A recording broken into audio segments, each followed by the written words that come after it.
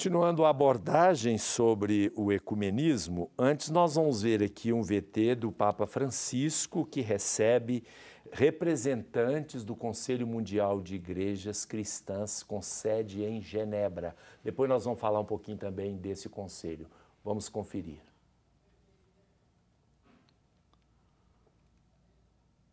O secretário-geral para o Conselho Mundial das Igrejas, o norueguês reverendo Olav Fiksethvei, agradeceu o Papa Francisco por sua acolhida no Vaticano.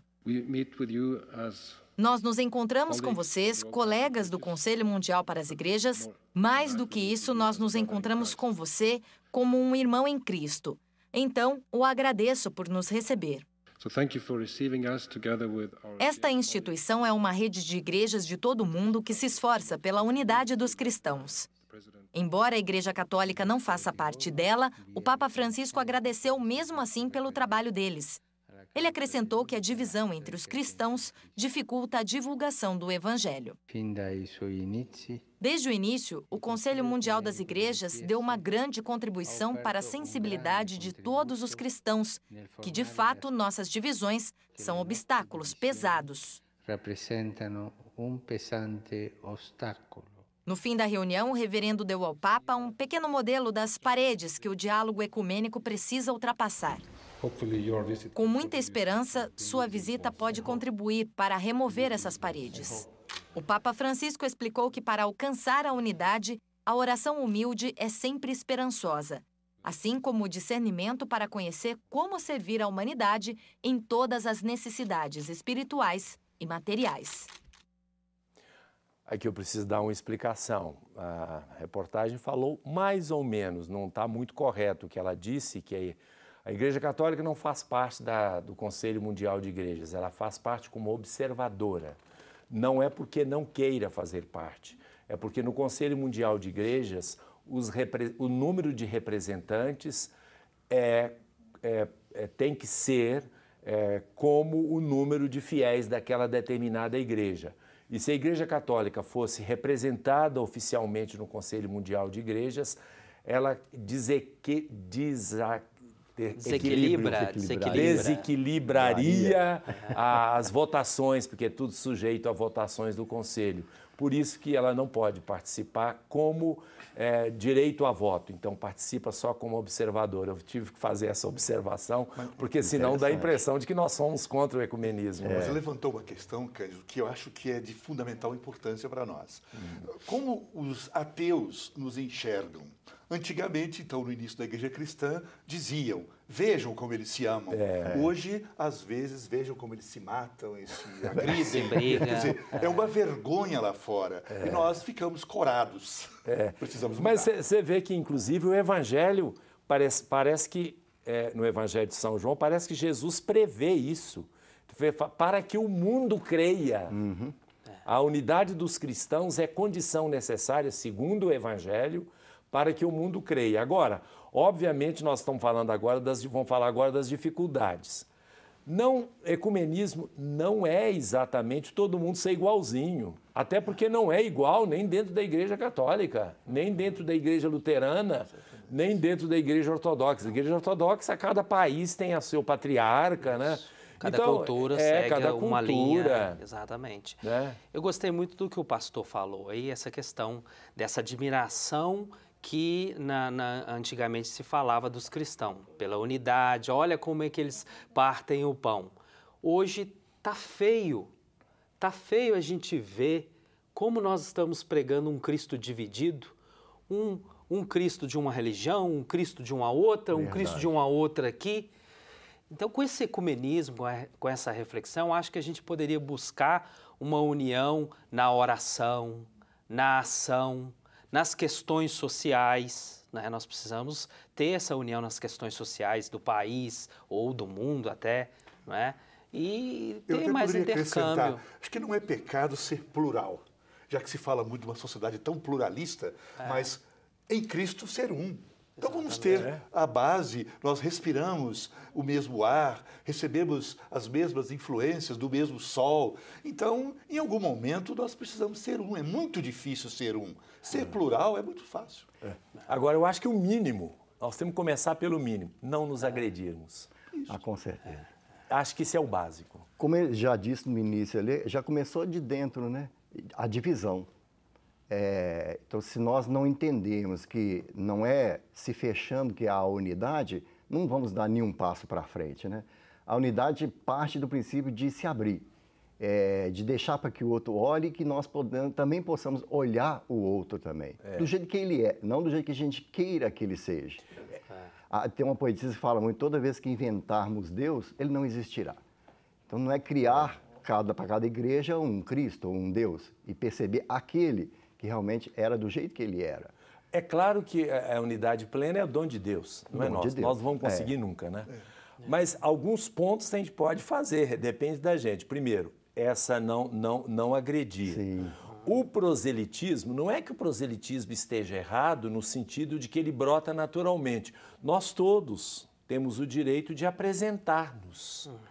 E apresentar-nos com amor, porque imagine você, eu faço a seguinte comparação.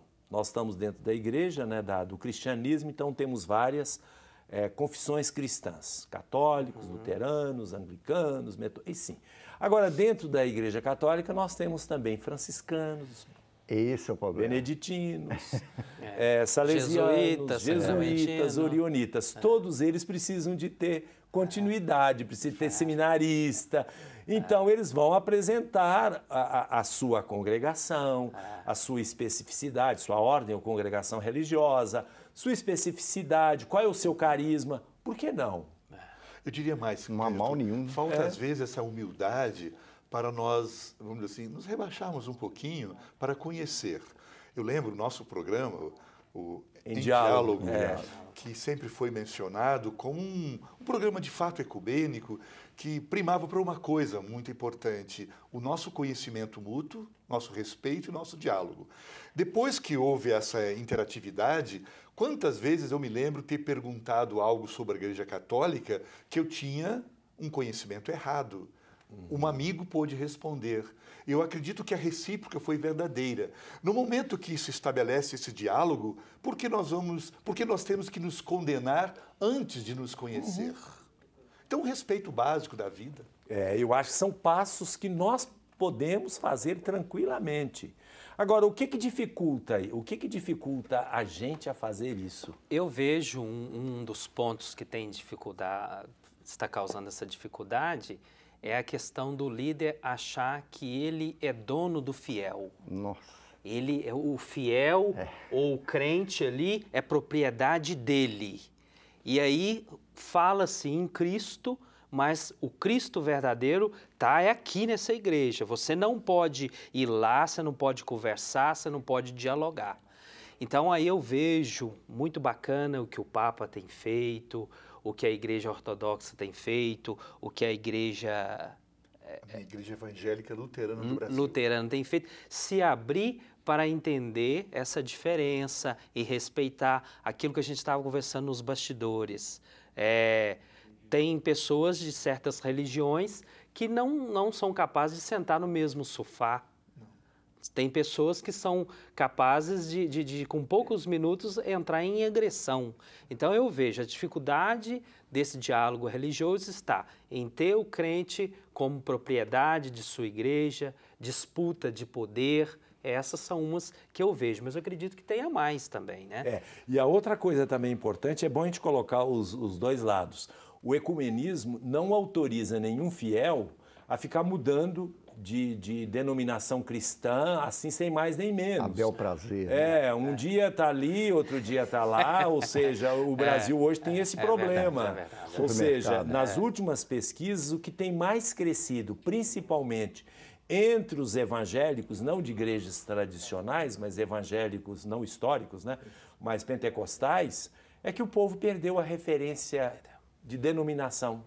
Ou seja, eles se declaram sem uma igreja definida, não tem uma definição de igreja ou de religião, conforme o povo entende, Mas eles vão ali, depois lá na outra, também aí é demais. Isso não é ecumenismo. Não se identifica com nenhuma, né? Não fazer eu participo. E tem um erro histórico. Eles se julgam cumpridores da promessa de Deus de ir até os confins da terra. Aliás, nem vão aos confins, porque se fossem, teriam ido para esses países distantes para fazer missão no sentido da palavra. Eles estão apenas trocando de igreja. E os cristãos continuam cristãos, mais esclarecidos ou não posso julgar. Mas o fato é que isso não é o verdadeiro trabalho missionário. O trabalho missionário, assim, original da palavra, é ir para um país distante e fazer aquelas pessoas cristãs. Eu tenho essa ideia de que a gente só tem condições de dialogar pessoalmente ou como cristão, como igreja, ou qualquer que seja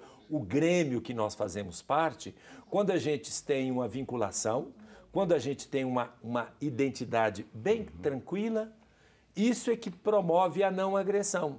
Quando a pessoa agride muito, que ela está insegura. Né? Então, quando a pessoa está segura de sua personalidade, de sua identidade, ela é aberta ao diálogo. Ela não tem problema de dialogar. Nós falávamos antes da questão de parceria. Dificilmente as pessoas conseguem entender que a outra denominação, enquanto cristã, é uma parceira. Parceira? Com certeza. Colabora para que o nome de Jesus e o seu reino seja implantado. E né? a paciência do lançar a semente, a gente tem a tentação de plantar e ficar olhando, ver se vai nascer ou não. Ela nasce por si só, ela vai ter que morrer um dia, mas vai brotar do jeito que ela é.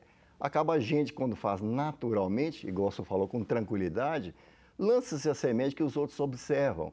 E no dia a dia vai vendo a sua vivência de fé na vida cotidiana. E isso brota naturalmente em cada um, sem a tentação de querer que o outro seja como eu acho que deva ser. Eu estava lendo um artigo, achei muito bacana, muito a ver com o tema que estamos conversando aqui hoje, e esse artigo falava que o ecumenismo só vai acontecer a partir do Espírito Santo. É o Espírito Santo mexendo com a igreja, mexendo com os líderes da igreja, aí sim podemos vivenciar um verdadeiro ecumenismo. E para isso precisamos de humildade, aquilo que o padre Cândido falava, essa humildade em escutar, essa segurança de personalidade. Não é porque a outra igreja tem diferenças, eu não tenho que ouvi-la, eu não tenho que me relacionar com ela. Senão a gente cai num mundo ditador. E tem acontecido isso até em famílias, onde um membro se converte a determinada religião e, de repente, ele chega na sua casa e fala, olha, agora mudou aqui, o andamento da casa vai ser assim, determinado tipo de programa de televisão não vai poder mais ser assistido, e aí ele interfere toda numa estrutura familiar. E eu tenho muito essa preocupação com esse ecumenismo nessas famílias. Pois é, agora nós já esgotamos o nosso tempo e voltamos para o quarto bloco do Questões de Fé.